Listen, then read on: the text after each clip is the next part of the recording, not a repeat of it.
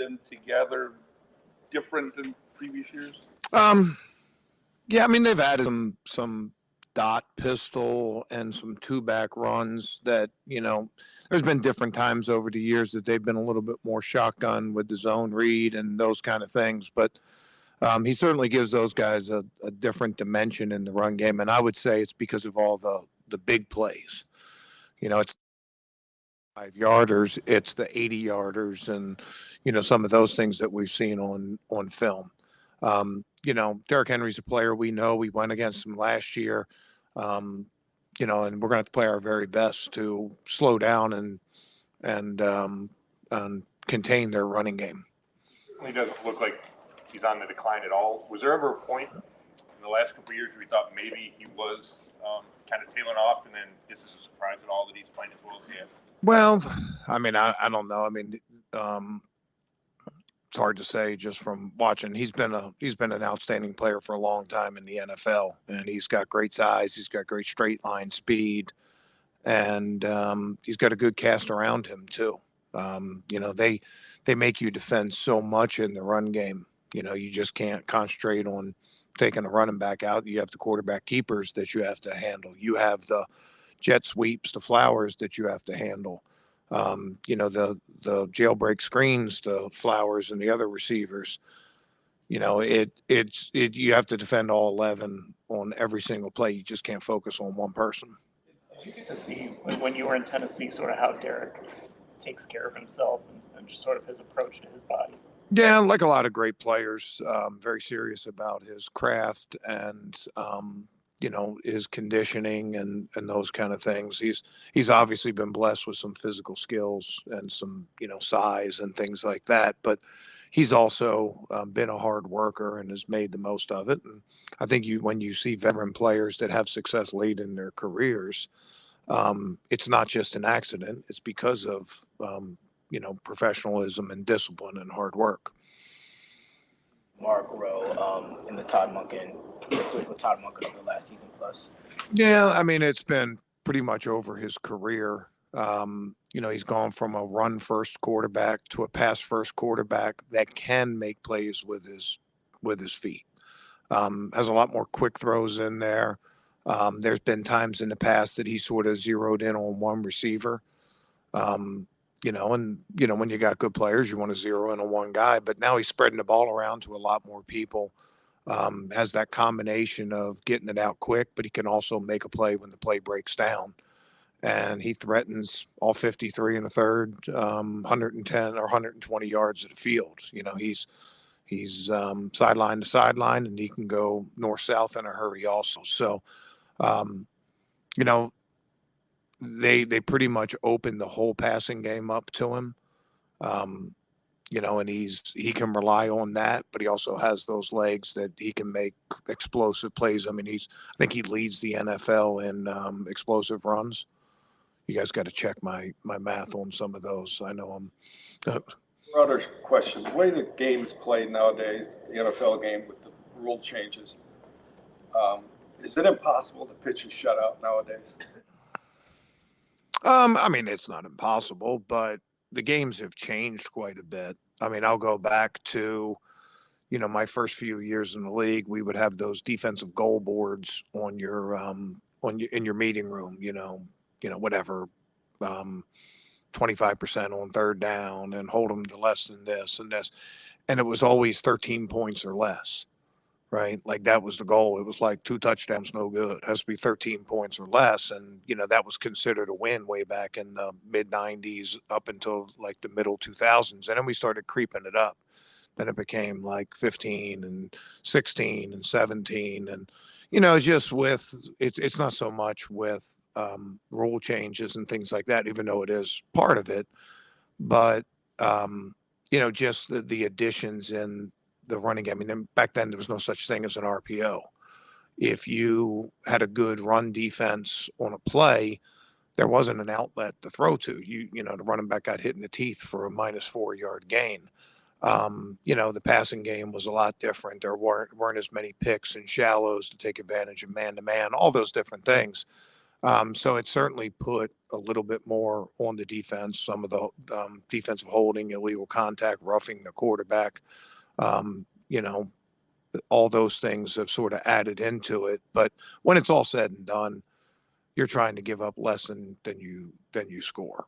And, you know, whether that's 32 in a 33-32 game or it's 9 points in a 10-9 game, you know, you just got to keep your eye on that from week to week and, you know, and win the way that game's being played. So Pretty happy, I would imagine, with the way the defense played against the Bengals heading into this game against this challenging offense.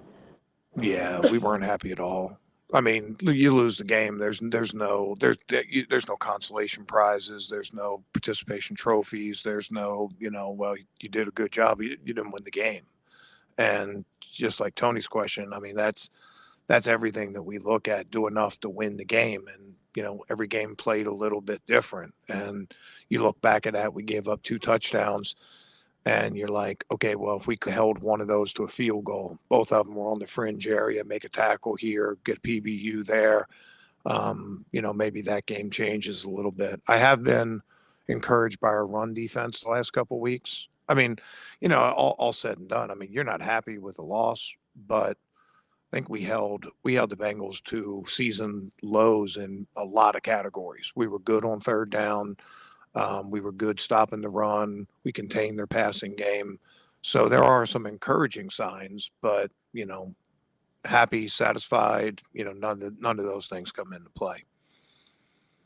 Picking up off of that, Jim, Denzel Ward, is he playing as well as you've seen him play? I thought he played really good last year for us too. You know, he'll start coming down with some of those interceptions, has hands on a lot of balls, and that play he made last week was just amazing. I mean, he didn't get the interception because the ball hit the ground there, but you know, we put a lot of pressure on our corners in that game. You know, there was a lot of different layers to coverage, and there was going to be a lot of one-on-ones where, you know, depending on where the help was going, and you know, I thought those guys did a good job of battling in there and making the plays and containing some of their plays. You know, we can always play better. Did you feel like they were, I mean, last week you sort of, I don't want to say called them out, but you mentioned that you thought there was another level they could play at. Did you feel like you got the response out of them that you were looking for? Yeah, I mean, I didn't do that for a response. I mean, our expectations are high with that group, you know, and it wasn't calling somebody out or anything else. It was just, you know, it was just facts. You know, we have a lot of confidence in our corners. We think they're the best corner group in the NFL. Time to start playing that way. And, you know, so there was it wasn't like it was a message or we called people out or, you know, anything like that. You know, you got kids and, you know, they come back with C's on the report card and, you know, you expect more from them. You know, it's not that, you know, it's not that you're calling them out or anything else. You're just raising their standard and trying to live up to that standard. At this point in a season and the trade deadline is coming, do you have to address any of those things with your players that might be on edge, wondering if they're going to be traded or next? No, that's really not my role. And our job is the next opponent. Our job is us and executing our schemes and playing with good fundamentals and tackling and rushing the passer and tackling and covering. We got enough with those things and Lamar Jackson and Derrick Henry and Zay Flowers and Mark Andrews and Isaiah Likely and you know, I'm sure that I'm missing some in there. Bateman. Yeah, I mean, there's a long list in there that things that require our attention other than that. All those guys right there, just now they're weapons that they have on offense, but Mark Andrews just getting more involved here recently. Like, how much of a challenge is he to go against just his experience that he has with Lamar? Yeah, he's just one of those savvy guys, has a way of getting open. He can be physical in the route. He can also use some route craft to get open. He's good at trying to beat guys' leverage. You know, we saw a similar guy a few weeks ago in Zach Ertz. Andrews maybe has a little bit more heaviness to him. But yeah, he's been a good player for a long time for them. And then also complemented by Likely, who's made a lot of big plays. They run the ball so well that opens up those tight ends in the play action game. So it's just not one of these games. I mean, there's some games you can go up and you say, hey, if we stop the run, we win the game. Or if we stop the pass, we win the game. Whatever it is, with these guys, I mean, you can't say that. You can say, hey, we take Lamar's legs away, we win the game. Doesn't necessarily mean it's true. Hey, we stop Derrick Henry, win the game. They got plenty of other ways to run the football. They got a lot of playmakers and things like that. We just got to play good overall team defense, and we got to play with our style. And, we got to be physical. It's going to be that kind of game. Let's go more. We know complementary football is the big thing, but is it impractical for a defensive coordinator behind closed doors to tell his troops, we got to win this game? No, I don't know. I mean, you say things like that before. I mean, we've had times where it's two great defenses and you challenge the guys and say, hey, look, best defense is going to win this game. And it's no disrespect to your offense, but, that's the way it goes. I'm sure offensive coaches, do the same thing. You got two, explosive offenses and you say like, hey, we got to outscore this offense.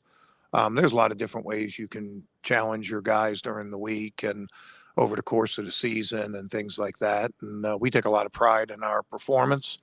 I think we're starting to see some positive signs from our group and we're starting to leave some of the inconsistencies behind. We're still not there yet. You're always battling and trying to deal with whether it's injuries or, different schemes or, different things. It's always a sort of a moving target over the course of the year. But we expect to be able to carry our team, and it's just a prideful part of playing defense. And, when it's all said and done, you can't win if you don't give up points. I mean, if you don't score any points, but you're not going to lose if you don't score any points. I mean, if you don't give up any points. Did I say that right? Yeah. I'm sure I screwed that one up, but I mean, it's just, just what you got to More do. control over that than the offense. The offense could say, they can't beat us if we score 100 points.